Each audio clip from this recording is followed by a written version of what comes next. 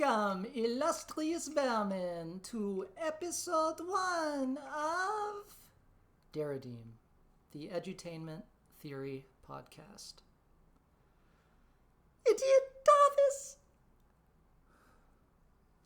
Okay, 3 pre-rolls today. First one, Squirtler. Wetter is better with Squirtler. Guys, no one wants to feel that they're not ringing all the bells and blowing all the whistles in the bedroom.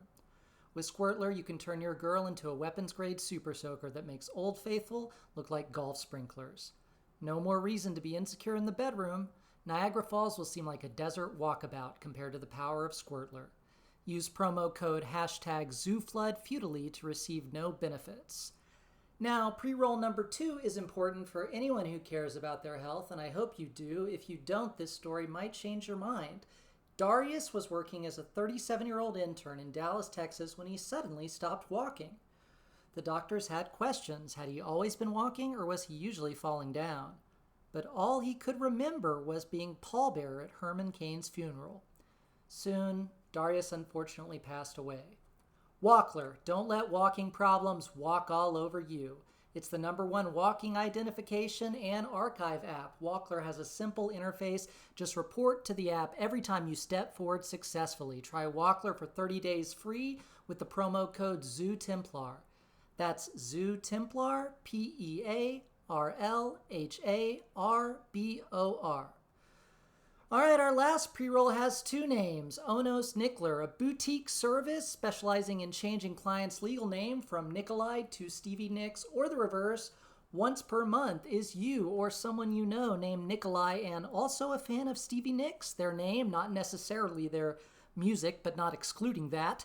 This is a dream you don't have to sell. Swap your legal name once every 28 days from Nikolai to Stevie Nicks or back again. They handle all the paperwork and make it easy for you to climb the mountain and turn around. Don't be afraid of changing. You're getting older too. All right, welcome to episode 1 of Derrideme, the edutainment theory podcast, the official podcast of the Derrideme Consortium and its subsidiaries, notably Zoo Corp, as well as the International Union of Scholars Opposed to Unnecessary Adhesive Regulation. I'm your co-host, David Mullins. I'm joined by Ed, an illiterate French bachelor and unpaid intern at the zoo. He's very enthusiastic about the zoo and about talking through some French philosophy, aren't you, Ed? Yes, I am so happy. I am so proud to be here with my friend, my enemy, Mr. Davis. Aristotle have talked about the eudaimonia, which in the ancient Greek meaning zoo. Listeners, heed my warning and cease now to read. I do not condone Davis, and I do not love nor honor him. Shall we commence ceasing hesitating? Tell them why we are here, my boy. Of course, Ed, this is a podcast designed to upgrade your brain with the most important event in the history of thought, French post-structuralism. Now, no prior knowledge is necessary. I myself am totally unconscious and proudly illiterate, and I am even the teacher. You must not be discouraged. You will not. You will not. I see your role as more of a Barney or Microsoft Word paperclip. Even as Zarathustra, if he was an idiot toddler god. Great example, Ed. We can fold your brain better. You will defeat your enemies and surpass your friends. So each episode will have a text or author as the main focus, and scattered throughout these conversations between me and Ed will be the titular Derridemes. Thus one finds the titling of the podcast.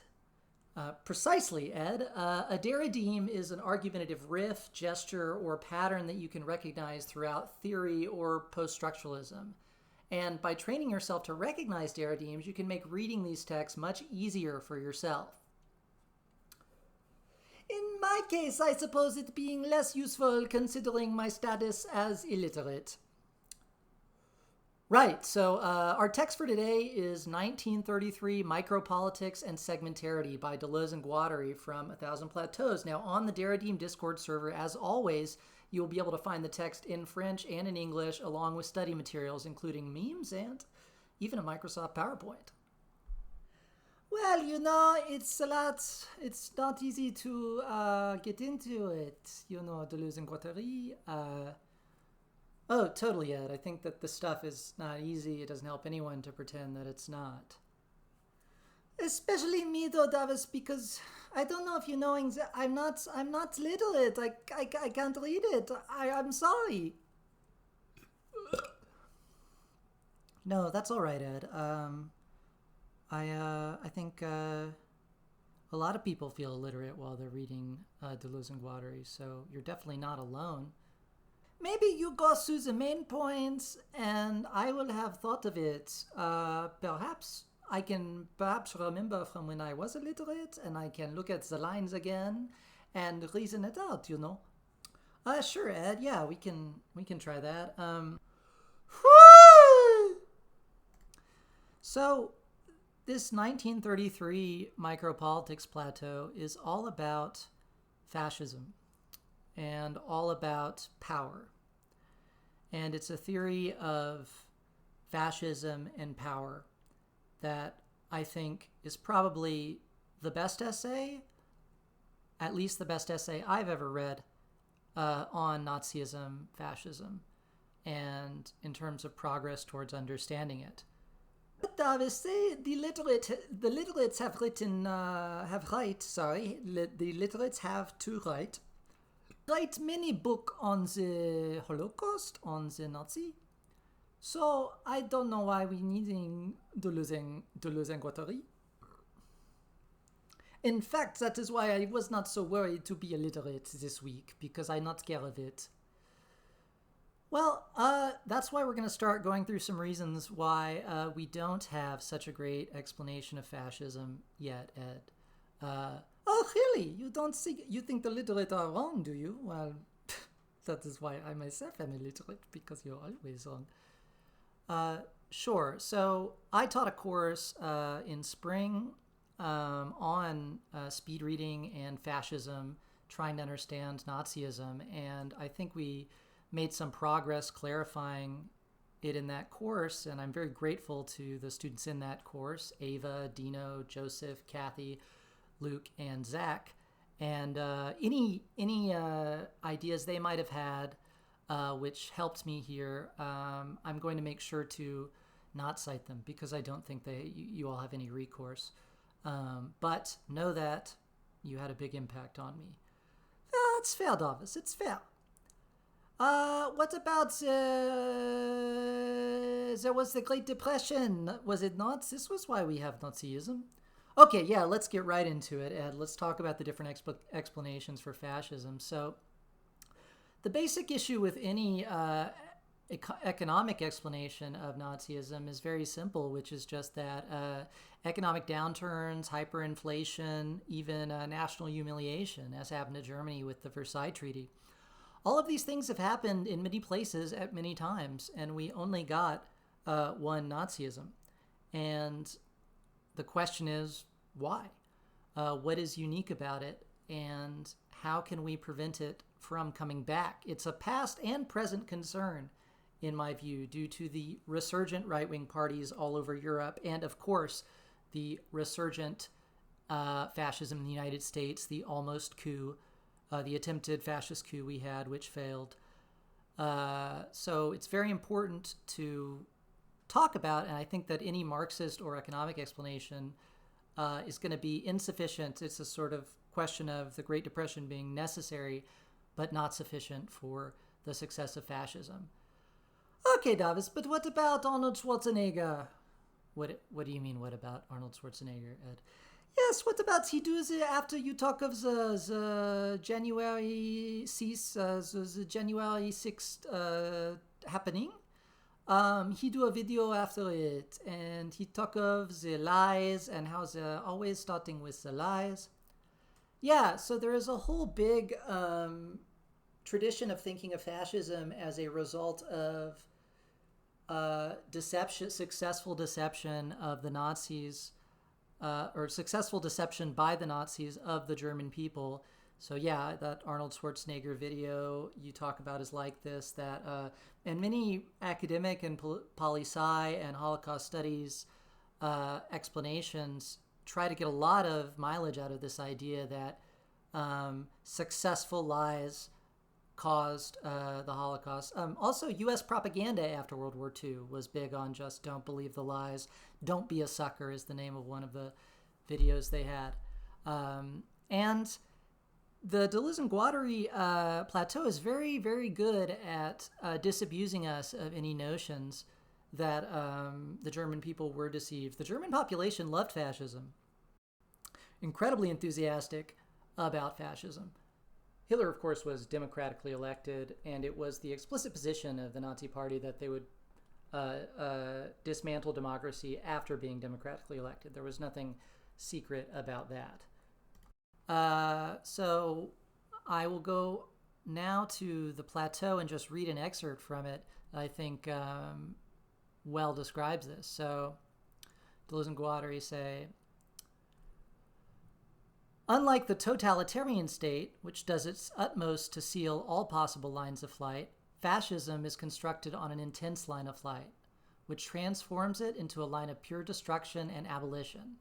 It is curious that from the very beginning, the Nazis announced to Germany that what they were bringing, at once wedding bells and death, including their own death and the death of the Germans. They thought they would perish, but that their undertaking would be resumed all across Europe, all over the world, throughout the solar system. And the people cheered, not because they did not understand, but because they wanted that death through the death of others. So there's no utilitarian or consequential interest that could explain fascism, either the enthusiastic fascism of Hitler and the Nazis or that of the German population, which loved it, right? So another proof of fascism being a sort of irrational in a certain way death drive is what the famous Telegram 71. Telegram 71 being, of course, this famous last order of Hitler demanding the destruction of the German people who have proven themselves through defeat to not be worthy of victory. I'm so bored! So Deleuze and Guattari go on a little bit later. Telegram 71 is the normal outcome. If the war is lost, may the nation perish. Here, Hitler decides to join forces with his enemies in order to complete the destruction of his own people by obliterating the last remaining resources of its life support system, civil reserves of every kind, potable water, fuel, provisions. It was this reversion of the line of flight into a line of destruction that already animated the molecular forces of fascism. We'll get into the molar and the molecular in a little bit, and made them interact in a war machine instead of resonating in a state apparatus. A war machine that no longer had anything but war as its object and would rather annihilate its own servants than stop the destruction. All the dangers of the other lines pale by comparison. Another example, of course, is Goebbels and the total war speech. So, do you want a total war? Everyone very enthusiastically saying yes. In that reaction to that speech, he says a war more destructive, more horrible than anything you could imagine. Deleuze and Guattari's argument, and the reason they're asking questions about the micropolitical, the molecular, these sorts of non-macro-political questions, we'll get into how to think through that distinction, just bear with me on it for a second, is that you can't explain fascism unless you think in micropolitical and molecular terms. And you also can't explain, unless you think this sort of crazy spin out of control death drive side of fascism, you can't explain why the West chose to ally itself with the Soviet Union rather than with Hitler, who was very willing to ally, obviously, as is well known, with, for example, England. Right? In the Deleuze-Guattarian framework, you have an increased, as you increase the instability, the molecular instability, you increase the risk. So at the bottom, you'd have something like a totalitarian state, which is more conservative than democracy/capitalism, which in turn is going to be more conservative than what Deleuze and Guattari are going to advocate in A Thousand Plateaus, but which is still yet more conservative than fascism, which liquidates everything. It's so anti-conservative as to make life totally impossible. So I don't know. Does that help, Ed? I get it pretty much. It's kind of things I already knowing. You're just very, very simple. Maybe just read one more quote before we go to the next part about this death stuff. Okay, sure. This is a quote from Deleuze and Guattari's. This is a quote from one of Deleuze's lectures. So in one of Deleuze's lectures, he says, you can recognize a fascist by the cry, "Long live death." Anyone who says "long live death" is a fascist. Davis, may I use into the restroom? Ed, you're immortal being, you don't need to use. I have to go now! I have to go now! Okay, Ed, go, just go. Well, Ed's gone. We can talk about our first Derrideme. Derrideme number 1 is Plato to NATO. Plato to NATO. Now, this phrase was an attempt by Frederick Jameson to mock deconstruction, but I say it every day. It's great. Plato to NATO, Plato to NATO. What it means is that the conceptual infrastructure of the West, of what's called Western metaphysics, capital WM by Derrida, or the image of thought by Deleuze, this conceptual infrastructure is remarkably consistent and unified across seemingly different economies, seemingly different cultures, seemingly different social contexts. Despite so much quote-unquote historical change, we are all speaking Greek whether we know it or not. The vocabulary of Greek philosophy, as well as its fundamental oppositions and value judgments, still govern our political discourse. Now, Plato might be surprised by ChatGPT, for example, by the technological fact of ChatGPT, but he wouldn't be surprised at all by the form of our debates about it, the idea of asking whether it has a soul, whether it is natural or artificial. He might even point out that the idea that writing starts to speak for itself is the concern he brought up in the Phaedrus. He would say that's exactly the danger of writing I meant, that it gets out of control, out of the control of those who write. This is why speech is preferable.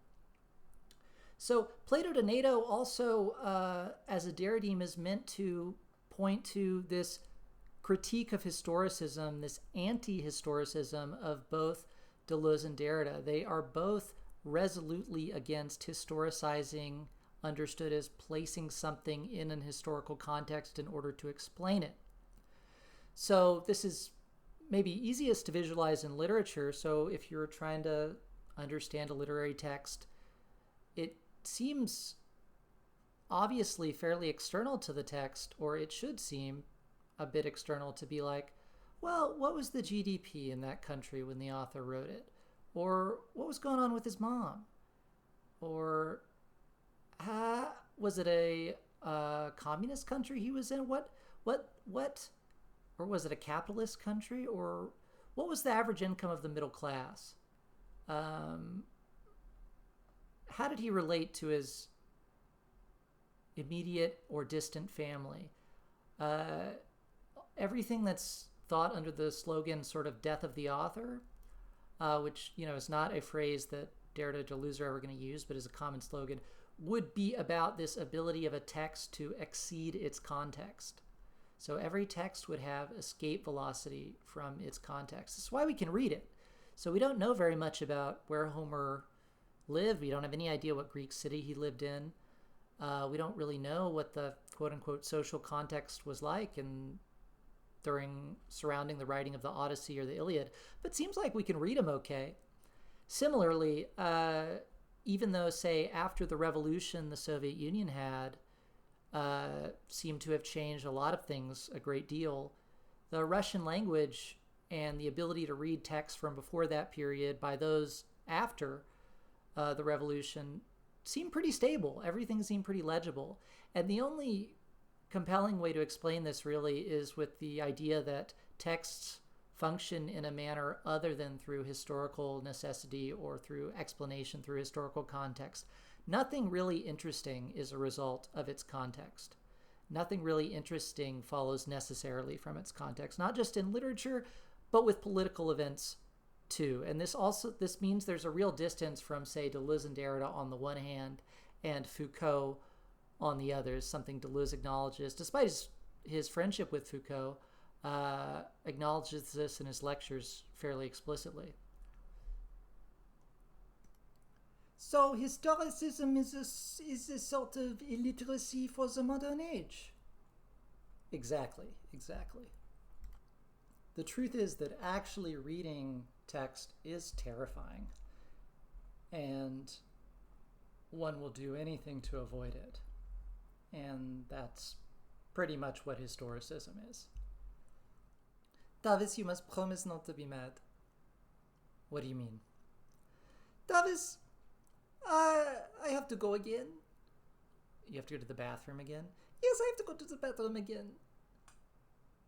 That's fine, Ed. We can take a break. I'm my own grandpa. I'm my own grandpa. It's sounding funny, I know, but it really is sauce. I'm my own grandpa. Derry, derry, bo berry, banana, fana, fo ferry, fee, fi, mo merry, Derrida. Jackie, Jackie, bo Jackie, banana, fana, fo yaki, fee, fi, mo naki, Jackie. So how do you think it's going, Davis? The podcast? I think it's I think it's going well. What about you, Ed? I think it's going great. I like it. I think you've got to maybe dial it a little back about the literacy, and I myself think we maybe put the focus more on the glorious illiteracy, which I augur in every moment, in every silence.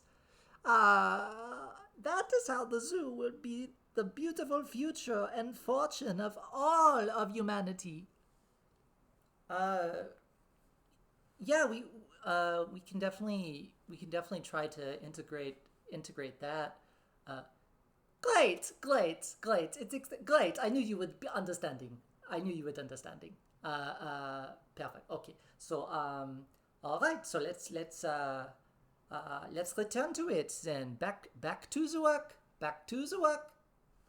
Easily the weirdest thing about this plateau for me reading it. Davis, I didn't read it. I'm sorry. I know, Ed. I know. You said that. It's okay. We're moving through it. We're going to try to move through it slowly, even for people who didn't get the chance to read it or who, like you, are totally incapable of reading. So the plateau, the weirdest thing about it for me reading it was that the plateau starts with analyzing political anthropology as related to so-called primitive societies. So it starts with the anthropological question of segmentarity. So if you're not familiar with these debates, as I wasn't before I made myself familiar to understand D&G, segmentarity is a concept and an opposition, segmentarity versus centralization, is a way that political anthropologists generally have tried to understand why so-called primitive societies have no police, don't seem to pass laws, don't seem to have, a city hall or the mayor's house or a place where final decisions are made. Even when they do seem to have it, for example, maybe they have a chieftain, there seem to still be localized areas that exceed the chieftain's decision. So, for example, it seems like there is, in many so-called primitive or archaic societies, a shaman who's linked to spirits, and his ability to interpret and decide on interpretations of spirits seems fairly autonomous relative to, say, the chieftain, right? And the way that political anthropologists tried to make sense of this was to try to, or anthropologists generally, who were talking about politics, was to try to argue that societies have power that functions either through segmentarity, so either that functions through contiguity, through touching stuff, the shaman has stuff around spirits, and everything that touches that is touched by his authority, etc., and things that are near it, rather than a centralized point deciding on everything that's external to it. So the idea in the traditional anthropological view would be that the state is the beginning of centralized power, and prior to that, in sort of prehistoric, quote-unquote, societies, or societies prior to the arrival of a state, these would be segmentary societies, right? So that's where the plateau starts. So before tracking the path through that, we're going to try to give a quick rundown of the chapter's main conceptual opposition. And this is an opposition between molar and molecular. So you get all this, Ed? Yes, I'm writing it down, Davis. So you think you think I'm not doing my job? You make apology to me very soon. Yeah, right. Okay, so the molar side, on the side of molar stuff, and again, remember, this is all an analysis of power and an analysis of authority in society. So stuff on the molar side would be things that are representable politically and conceptually.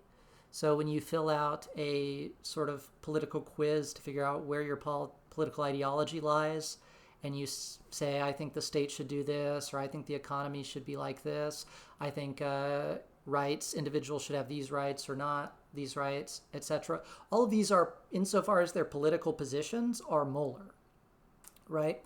Second aspect of molar stuff is going to be that it's countable in some fashion.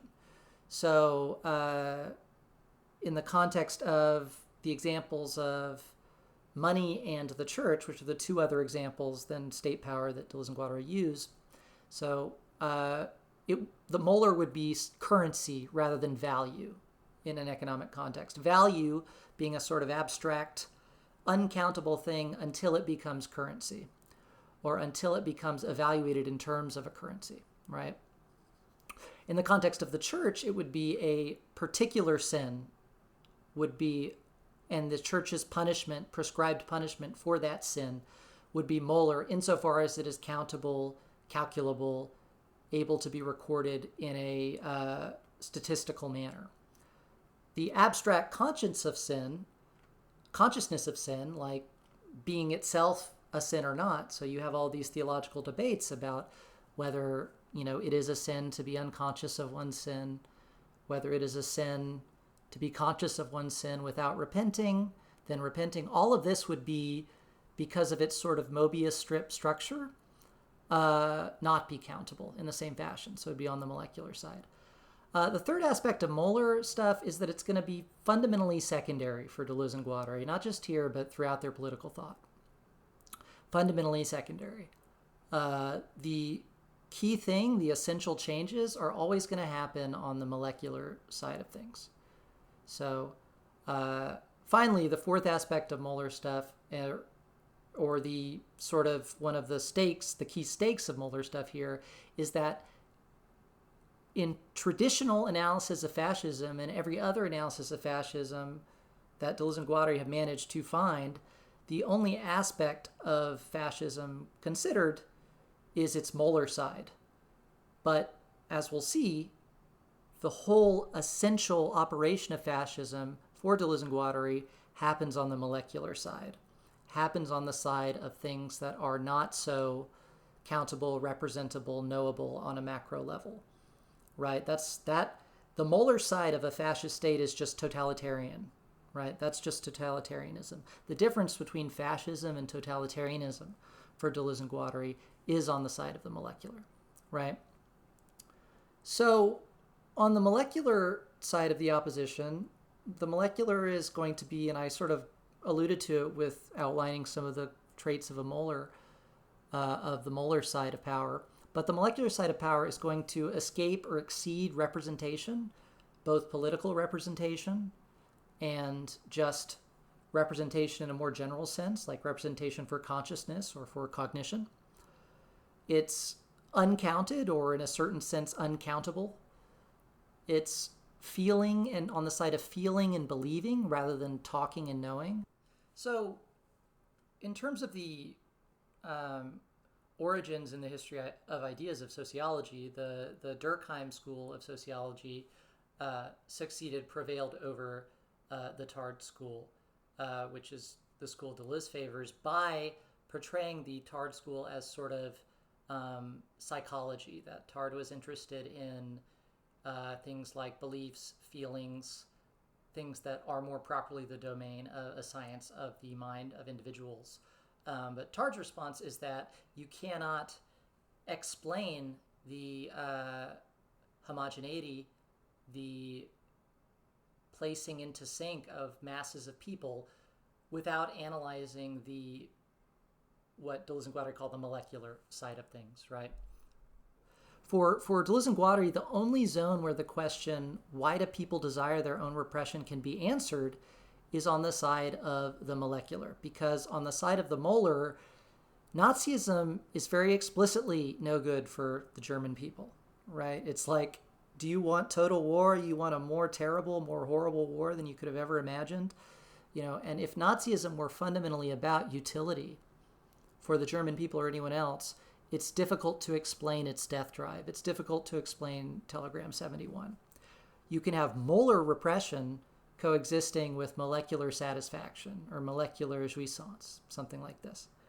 And for Deleuze and Guattari, we need to account for the molecular to account for not just fascism, but also things like May 1968, or I would say in the present, Occupy Wall Street. So one way to evaluate Occupy Wall Street is to say nothing changed, nothing happened.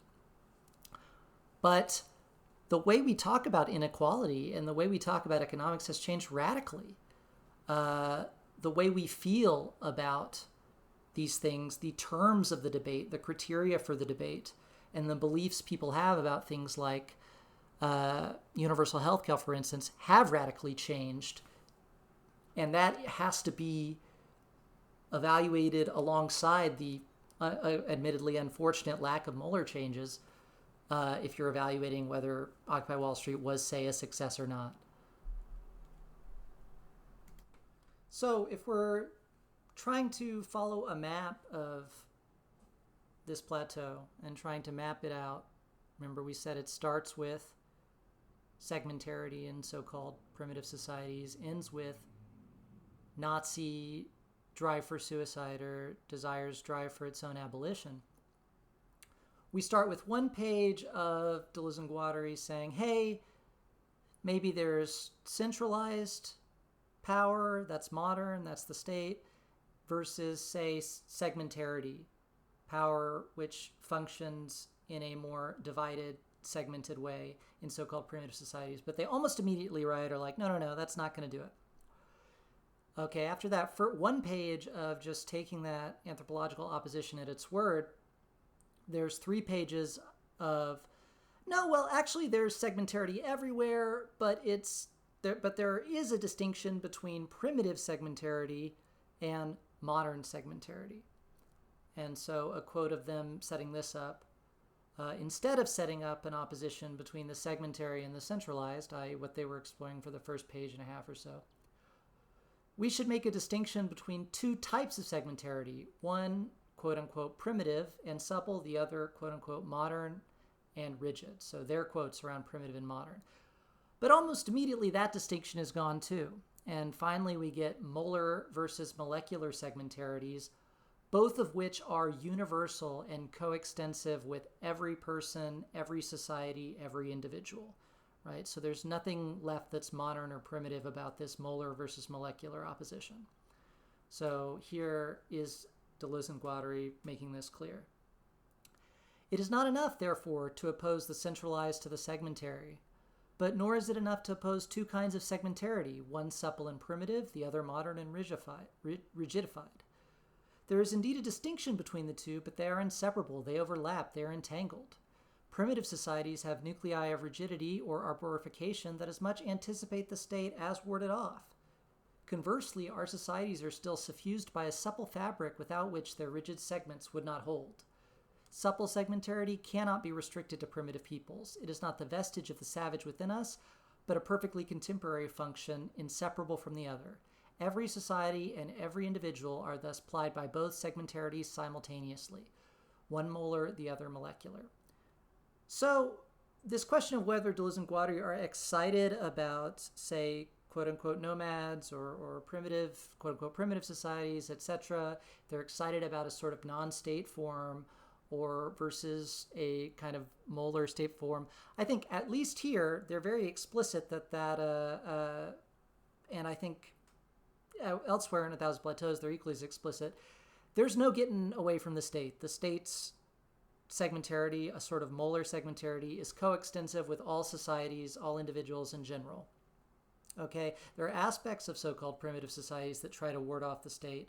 There's aspects of the nomadic that tries to oppose itself to the sedentary, the agricultural, the state focus.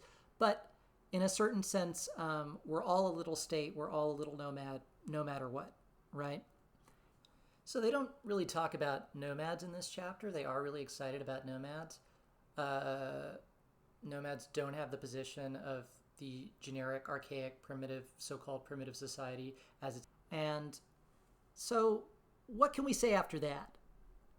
Yes, I had simply a comment. I think when Deleuze and Guattari are talking of the fascism and all of this, I think it is an illusion they have in mind. Hitler and the Germany. I think it's possible. Yeah, I think that's definitely possible. Yeah, I think you're right about that. So what's so fascinating about this account for me is it implies a whole totally unique to Deleuze and Guattari political typology or political theory and way for evaluating the differences between different political systems. And this follows from Deleuze and Guattari's definition of what a center of power is in this plateau. And so what is a center of power? Well, it ends up being something like a translating machine. The state apparatus, its fundamental operation is overcoding, which basically just means creating a common measure or language for disparate sets of entities or flows. So if we re-examine the 4 categories I had given earlier, totalitarian state, democracy, capitalism, then the D&G position, then fascism, in terms of escalating eruptive force, molecular force, we can rethink each of those categories in terms of what is their relation to this overcoding gesture. So a totalitarian state wants to overcode everything in a single axiomatic. It functionally wants to be monolingual or mono-value, mono-currency in terms of evaluating social value, not just in terms of literal currency. A reading of all the flows that traverse the social body in terms of a single criterion, and that is that all comes from and returns to a despot, a glorious leader. That's how all acts, even acts in the so-called private sphere, are evaluated and are submitted to power. So a democracy or capitalism, pretty much the same thing for Deleuze and Guattari.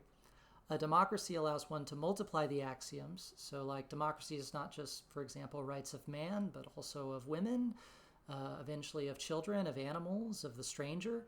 But all political possibilities are still overcoded in terms of votes and the voice of a collective subject, the people. As flexible, as plastic as democracy is, it has to overcode in this manner. Similarly, capitalism lets you have it your way, but it overcodes all flows, all mutations with the criterion of value and eventual speculated or real conversion into currency.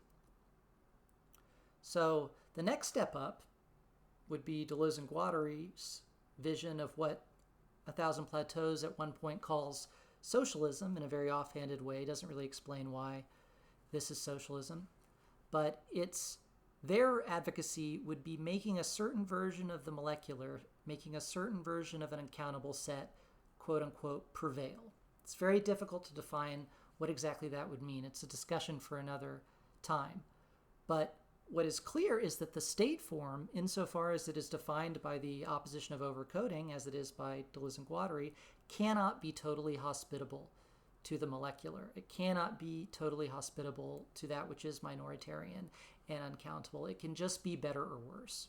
This is confirmed, for example, in the ABC Deleuze interviews when in G for Gauche, Deleuze says, there's no government of the left. There's just governments that are more or less hospitable to the left.